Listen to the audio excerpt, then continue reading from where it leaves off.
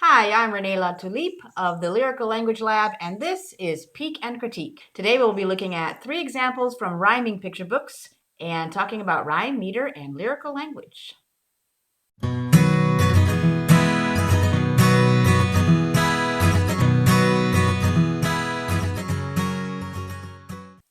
Okay, let's get started. These examples were submitted by writers like you. So if you'd like to submit your writing, please take a look at the link that is in the description below. And if this content is useful to you, I'd love it if you'd subscribe as well. You can find that button right below. Remember that these are cold readings. I've prepared nothing ahead of time, and so you're getting an on-the-spot critique. So let's get to our first example. This sample was sent in by Lisa Katzenberger, so many thanks to Lisa for sending in this example. Let's read. Let's go skating, ice rink waiting, silky, shiny, slick. Nose is chilly, laugh is silly, let's get ready, quick. Boots are chunky, skates feel clunky, pull up laces tight, jacket puffy, mittens fluffy, sky is clean and bright. All right, let's analyze. So what we've got here is a trochaic meter, I believe. And the way I figure that out is simply by putting one hand on the slash and one on the little U key. And I just hit these back and forth as I read the poem really fast. So I go, let's go skating. Looks like trochaic to me. Ice rink waiting. Oops, I hit my caps lock. That's all right. Then we've got silky, shiny, slick. All right, so this is a very, very consistent trochaic meter, trochaic dimeter, because there are 2 feet in each line. And honestly, there's not a single spot here where I tripped up. So it's really consistent, spot on meter. Well done. Let's go skating, ice rink waiting, silky, shiny, slick. And if you'll notice, we also have here the rhyme of the third line comes in the next stanza. So we've got tercets, which are 3 lines. The first 2 rhyme, so we have a couplet inside our tercet. And then the last word is rhyming with the last word in the subsequent tercet. So this is a great example of finding an unusual rhyme pattern. We want to kind of stay away. It's okay. It's very common to have A, B, C, B rhyme schemes and quatrains in children's picture books. And so it's nice to see something different now and then. And the use of tercets, immediately I'm like, oh, yay, something different. My eyes already know that there's a difference here. And then to be surprised by the cool rhyme scheme as well. So, we've got those 2 little couplets, and they're fast and they're quick. Dimeter is great. Obviously, this is for a younger age group, and the words are appropriate. So overall, Lisa, I don't have much for you. I think this is on the right track. Tiny little thing is give me some punctuation. Also, because punctuation can really be a guide for the reader, how to read this. When do I pause? What parts do I emphasize? What parts are really exciting? Because I don't know, if you're like me, and when I read to my kids, I follow that punctuation and I, do the voices and I do the exciting parts. But overall, the meter is perfect and the rhyme is perfect. I do want to point out one thing. As you can see in these third lines, right, we have that extra stressed beat at the end. And that is totally fine, all right? In the trochaic meter, that just means that the last foot is truncated, meaning we don't have that last U there. We decided not to put that there, and that is totally fine. It's doable, it is acceptable, and it works. Also, let's just take a quick look at the progression of this. I really like how she so simply takes us through the steps of these kids going skating. So we've got let's go skating, ice rink waiting, silky, shiny, slick. So you see the anticipation there. Nose is chilly, laugh is silly, let's get ready quick. So they've gone from being inside of what I think of inside. Maybe they see it from the car. I don't know. That's the image I get. But then we know that they're outside because now the nose is chilly and now they're giggling because with anticipation and, oh, let's get ready quick. Boots are chunky, taking those boots off, putting them aside. Skates feel clunky, putting the skates on and lacing them up tight. Pull up laces tight. And then they take off. Jacket puffy, mittens fluffy, sky is clean and bright. And I can picture these kids looking up, ah, we're here. Now let's take our first glide onto that ice. So I did want to point out that really clean progression. Every single stanza is moving this action forward. And that's something we really want to make sure that's happening when writing in rhyme, because often we can get all rolled up in the rhyme and the story doesn't get moved forward. So that is definitely something to look at when you're writing in rhyme. So thank you, Lisa, for sharing this with us. And let's move on to our second sample. Okay, here's our second sample by Allison Logie or Logie, I'm not sure which. Thank you, Allison, for your submission. Just on a first look, again, I have not read these before. On a first look, I can already see, obviously, we've gone from that Trochaic dimeter with very, very short, punchy lines to a much longer line. So let's take a read. On an early sunny morning at nearly 6 o'clock, Chelsea crossed the stream to sit upon a rock. The sun was warm and cozy and gently warmed her back. She slowly closed her eyes, and then a tree branch cracked. She looked up to her left and then up to her right, but nothing could she see except for something white. Suddenly she darted, she took off in a whirl, and there appeared before her a different kind of squirrel. They stood before each other, their mouths were open wide. Finally, they started to run and jump and hide. Chelsea took the low branch, Whitey took the high. All at once they scurried and leaped into the sky. Again, when I do the cold reading, even if it's cold, I have not read this before, I like to put, something into it as if I am reading to a child, because that way I really see if I stumble anywhere. I try to save the scansion part for my second and third readings, on an early summer morning. I don't want to analyze anything at first. And this is important too, maybe when you're giving your work to outside readers for their opinions.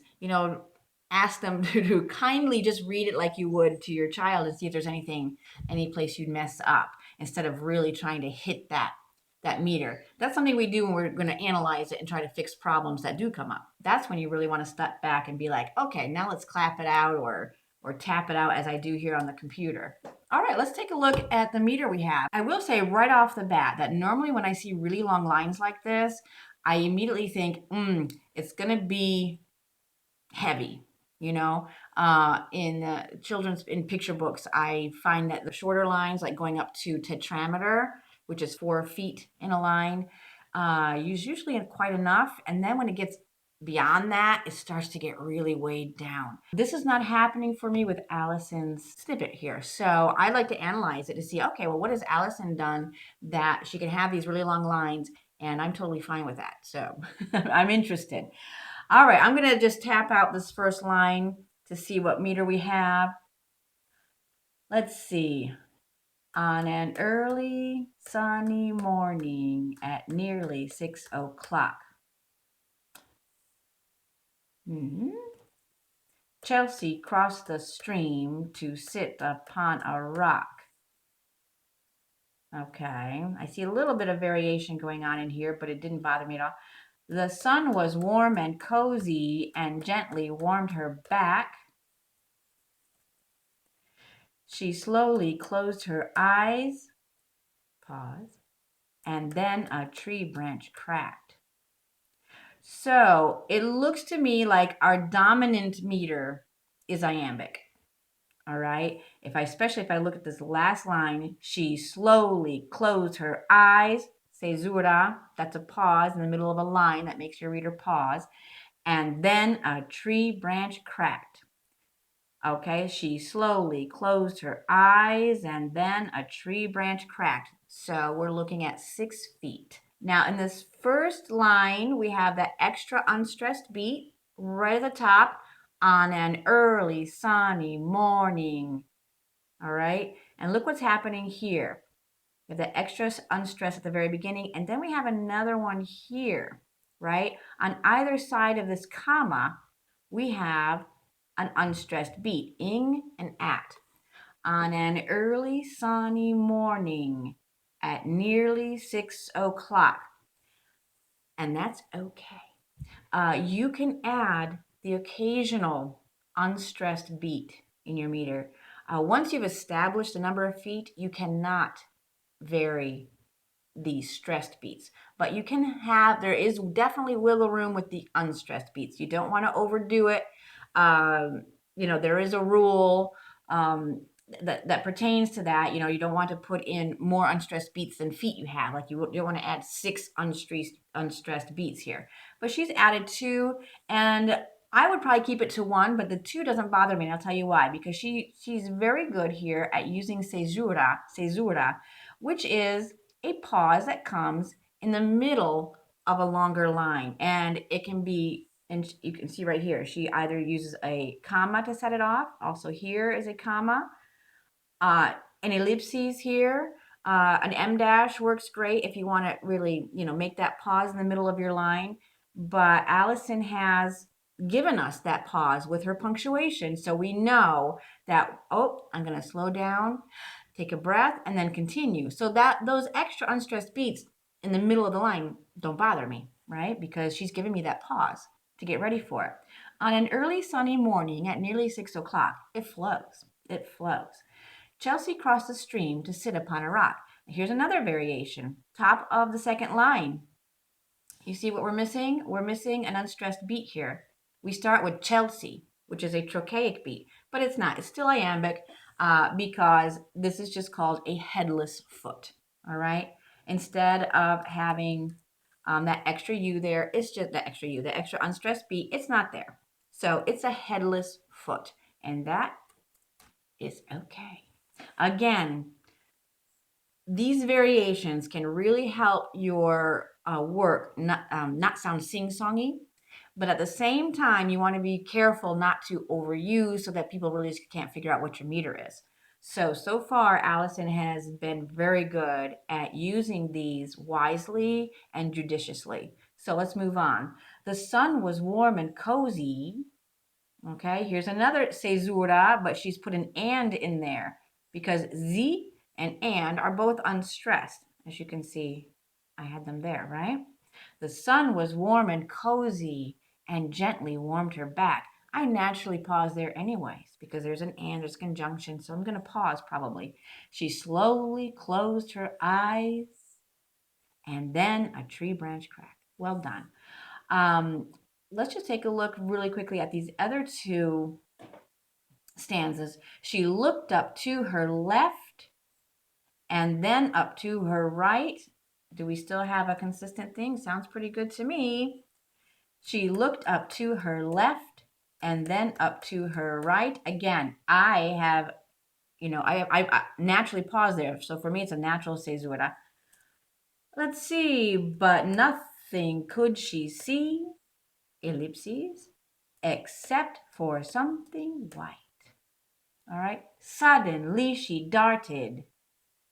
She took off in a whirl. Darted. She. Again, we've got 2 unstressed syllables there with a caesura. And there appeared before her a different kind of squirrel. There's a caesura here too, but we don't need that comma. Just grammatically speaking, we don't need it. And there appeared before her a different kind of squirrel. I don't have a problem with this variation either. And there appeared before her a different kind of squirrel. Because these lines are so long, I think Allison has been very wise to give us those caesuras in every single line. Otherwise, it would just, I'd run out of breath trying to get to the end of that line. This is one of the very few examples I've seen of long lines that work for me. They stood before each other. Their mouths were open wide. Finally, they started to run and jump. Again, we don't need a comma there. Same grammar in rhyming picture books as there is in just regular prose. Okay, same grammar. Unless you're doing something funky and weird. Chelsea took the low branch. Again, we start with Chelsea, which is that headless beat. Totally fine. Chelsea took the low branch. Whitey took the high. I might rethink the name Whitey. All at once. And again, we have a headless foot here because we're starting with a stressed beat. All at once they scurried, Caesura, and leaped into the sky. So again, we have that extra beat. All right. So overall, really fine work with the meter. There's one thing I wanted to point out here. This needs to be revised because it's an inversion, but nothing could she see. We don't say that. We say, but she couldn't see anything. All right. So when you switch the syntax around, it's called inversion, and we definitely want to avoid that. So this is the part I would definitely want to see revised. You know, it's simple as she looked up to her left and then up to her right. She couldn't see a thing except for something, white. Something like that. But you see, just off the top of my head, I'm missing a beat in there. A foot, not a beat, a whole foot. So, you've got to work on that to switch it back around to the way we normally speak, and that will clear that up. Suddenly she darted. She took off in a whirl. I'm okay with that. Many times I don't really love the repetition of a pronoun, but in this case, it makes total sense. One thing I did want to just sort of experiment with as long as we're here, I wondered if instead of these long lines, just for kicks and giggles, let's do it. Let's divide these lines up at the cesuras, so in the middle, and see what we get. So then what happens, we have on an early sunny morning at nearly 6 o'clock, Chelsea crossed the stream to sit upon a rock. So now we have 4 lines of iambic trimeter. And it's 6 of one, half dozen of the other. It's still the same thing, but it's just another option of seeing, how can I format my lines. What I like about her original format down here is that what it gives you is couplets. I'm a fan of couplets. And if you do this instead, you have morning, clock, stream, rock. So then you've got an ABCB rhyme scheme. I'm sorry, ABCB. So again, it's those quatrains with ABCB that I was talking about earlier that sometimes you just want to mix it up. They're fine. Don't worry if you're writing in ABCB quatrains. But sometimes, think about how can you mix that up. And in this case, Allison has mixed it up by making her lines hexameter and 2 lines of hexameter to get those rhymes in there instead of 4 lines of trimeter. So I hope I haven't confused you completely with all of that nerdy technical stuff. All right, this was a great example, lots of stuff to talk about. Let's move on to our third and last sample for the day. Time for a tea break. Looks like we have some more long lines. So let's check this out. This was sent in by Judy Sobansky. Again, all of these are copyrighted, obviously, by those who are sending them in, and I appreciate very much your sharing of your work. So let's take a read. Big Moose had poor vision. His world was a blur. He couldn't see sticks that were stuck in his fur. He couldn't see pine cones or berries to eat. He couldn't see pondweed, his favorite treat. I think you need glasses, said Frog, his best friend. You know you can't see. There's no use to pretend. I've had, said Big Moose, some infrequent collisions. Perhaps you should rethink the glasses decision. Dear Frog, you are under a misapprehension. I simply, said Moose, wasn't paying attention.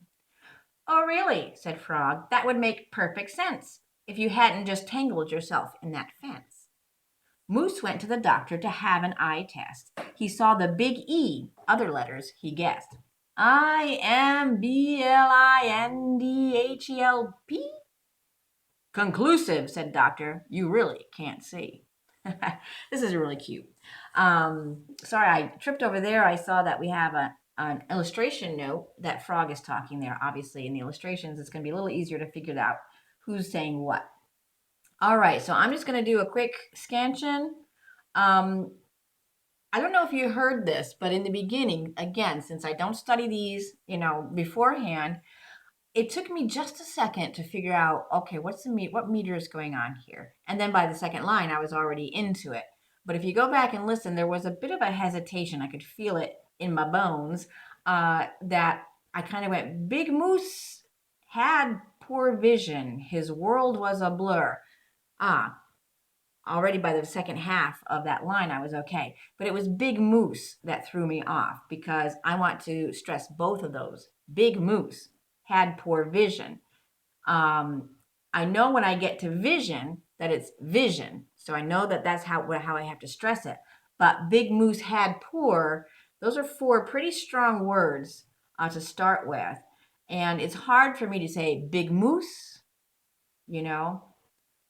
had poor vision. So right off the bat, that just those 4 words, I don't know, maybe it's about renaming the moose so that we can get that iambic feeling in his name right off the bat, especially if this is, again, I don't know the whole story. I'm going to assume this is the first stanza of the story. Because I get that his world was a blur. It's not iambic, it's anapestic. It's anapestic. So if it's anapestic, we need to read it, Big Moose had poor vision, his world was a blur. But I didn't know that until just now when I started to really analyze what's going on in the meter. And that's again where it comes in handy to do my little ticky-tacky here. Big Moose had poor vision. His world was a blur. So how many feet do I have? You count your feet by adding up your stressed beats. So there are 4. So this is anapestic tetrameter.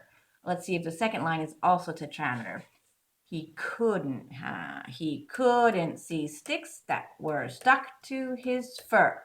Yep. So this is all tetrameter. Very often in quatrains, we'll see a change, whereas where the first and third lines are tetrameter and the second and fourth are trimeter. And that's a very, very, it's called common meter. It's very common in picture books. But I see here that everything is tetrameter, so that's good too. Nothing wrong with that. And we've got couplets again. Again, I do love my couplets.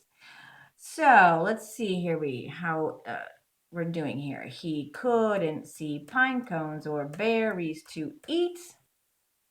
He couldn't see pondweed, his favorite treat. 1, 2, 3, 4. Good. And as we see again, like we did with the iams in the previous sample, we have a headless, slightly headless meter. It's got half a head, let's put it that way. Because an anapest, just so you know, let's go down here a second. An anapest, right? Maybe I should have done this earlier, is 2 unstressed followed by a stressed, right? Whereas iambic is stressed, unstressed, like that. And trochaic, which was Lisa's, is stress, unstressed, all right? And oops, I spelled it wrong. And of course, the one that we don't have today, we didn't cover, I didn't find any, is dactylic because it's very unusual, honestly, to find picture books written in dactylic because it's kind of a rough meter. And that is stressed, unstressed, unstressed. So this one is anapestic tetrameter, which means there are 4 beats in it. And what happens here is that we're missing the first unstressed beat in that line, in that line, in all of the lines, as you can see. So very consistent in the being headless. And it continues here. I think you need glasses, said Frog, his best friend. You know you can't see. There's no use to pretend. I've had, said Big Moose, some infrequent. Okay. I've had, said Big Moose, some infrequent collisions. Yowza. See, now this is getting, okay, I gotta give some props to Judy here. We've got some really great language going on here. All right, we've gone from Lisa's first sample with the very short lines and the very simple vocabulary, which is absolutely appropriate for the age group and very charming, through Allison's, which is somewhere in the middle as far as the language goes, to Judy's, which is using an even more elevated language. And all three are valid and good choices depending on your target age group. So I love the infrequent collisions and the great rhyme between collision and decision, misapprehension and attention. There's just a lot of really great rhymes going on here, even friend and pretend. So well done on that. Okay, so I interrupted myself. Let's go back to the meter for a second. So speaking of the meter again, there was one place I wasn't sure about. Let me reread. Moose went to the doctor to have an eye test. This is it. And it's not meter. It's a forced stress. And I would want to change this. So it is what I call messing with the stress, because normally we would say an eye test in which we stress I, at least I do. So for me, it was difficult to say Moose went to the doctor to have an eye test. It doesn't feel natural to me. And being that this is kind of an important thing, the whole thing's about having a bad vision and going to eye test. I don't know how to fix that off the top of my head, but I would say to Judy to take a look at that and see what other clever way you can come up with to get that same thing across without messing with the stress. Because even though they are two words, it's a thing, right? It's a noun, an eye test. So just in general, for Judy, I would say to see what other kind of clever way you can say the same thing without saying eye test. I don't know, an ocular test? I don't know. You'd have to mush some things around in there. But obviously you're having a really good time with these fun rhymes. So see what else you could come up with. He saw the big E, other letters he guessed. In this case, there is a caesura here as well. He saw the big E, other. In this case, it's kind of the opposite. We've got two stressed beats. Oh, no, other letters. Okay. Anapestic is weird. It kind of messes with your mind a little bit. So that's why I have to do the scansion. He saw the big E, other letters he guessed. Okay, so we're good. However, instead of a comma here, I just want a bigger pause in this. So I would put a dash in. I know it's a tiny thing, but they make a lot of difference when I'm reading so that I don't trip up. He saw the big E, other letters he guessed.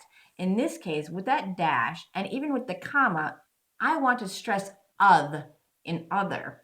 Even if in your meter, it should be unstressed completely. He saw the big E, other letters he guessed. But again, it just becomes naturally for me to say other. So that dash there helps me slow down and get over that little teeny tiny bump. I mean, it's tiny. You don't have to change it. I wouldn't revise it, but just this dash will help the reader get over that. He saw the big E, other letters he guessed. You see, there's no stumbling there. iamblind. Okay, my issue with this line is that I can't follow any meter in it. And that could be fine because, the illustrator could do something really funky and cool and put these letters all over the place and, different sizes and colors and everything else. And then we won't miss that entire line of meter. We'll have that first. Moose went to the doctor to have an eye test. He saw the big E, other letters he guessed. iamblind. It's even too many stresses or syllables in this case. We never count syllables, by the way. I don't even want to say the word. But in this case, it just feels like that line is too long because I'm saying all of those letters. So I think in this case, it will help a lot to have the illustration, to, spread those words around, those letters around. Conclusive said, "Doctor, you really can't see." And then we're back into it. So again, that line made me stop. It doesn't flow because in the meter, because it's not metrical, because when you're spelling, everything is stressed, right? IMBLINDHELP. So there's a lot of stressed beats in there. Again, illustration will clear that right up, I think. So we have a break, and that's not a bad thing either. We have a break in the whole meter, and then back into it. So a lot of interesting things going on here as well.